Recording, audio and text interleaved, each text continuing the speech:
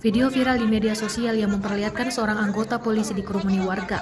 Dari video yang diunggah akun Instagram @cetul22, terlihat warga memegangi polisi tersebut sambil membentak petugas itu. Warga lainnya tampak terus mengintimidasi petugas itu, bahkan terdengar suara makian.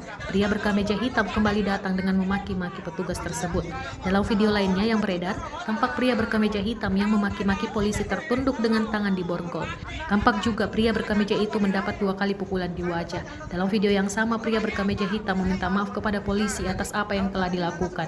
Terkait video yang beredar, Kasubag Humas Polresta Deli Serdang, Ibtu N. Naibaho menjelaskan, pria berkemeja hitam tersebut berinisial JU alias AG, 40 tahun, warga Dusun 5 Desa Tanjung Morawa B.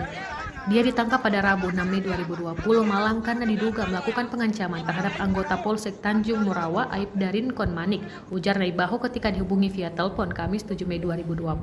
Peristiwa di video itu terjadi pada Rabu siang sekitar pukul 14.15 waktu Indonesia Barat. Saat itu, Aibda Rincon bertugas untuk mengatur arus lalu lintas di Jalan Seiblume, Dusun 5, Desa Tanjung Morawa B, Kecamatan Tanjung Morawa. Saat itu banyak truk yang disetop dan dipungli oleh JU bersama teman-temannya. Saat berada di lokasi, Rincon langsung dicegat dan didorong serta diancam oleh para pelaku. Mereka merasa terganggu oleh kedatangan anggota Polsek Tanjung Morawa itu. Mengalami kejadian tersebut, Rincon membuat laporan ke Mapolsek Tanjung Morawa.